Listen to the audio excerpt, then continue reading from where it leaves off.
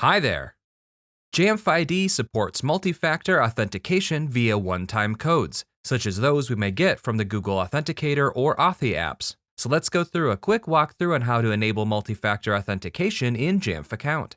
After logging into Jamf Account, navigate to Profile, Security. At the bottom, click Enable Multi-Factor for Jamf ID. An information box appears with some things to note.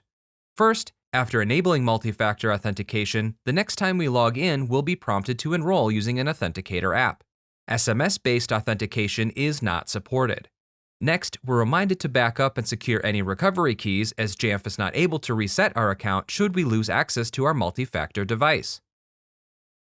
After acknowledging those terms under Confirmation Required, click Enable Multi-Factor and log out, and we are automatically logged out. The next time we sign in, we're given a QR code to scan in our Authenticator app and are asked to input a one-time code. After entering our code, we're given our recovery key.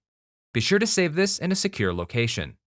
Once saved, select I have safely recorded this code and click Continue. And that's it! Now each time we want to log into Jamf Account, we're asked for a one-time use code from our Authenticator app, with the option to remember the device for the next 30 days. If for some reason we need to disable multi-factor authentication, we can do so by navigating to Profile, Security, and clicking Disable Multi-Factor. Once disabled, we will need to repeat these steps to re-enable multi-factor authentication.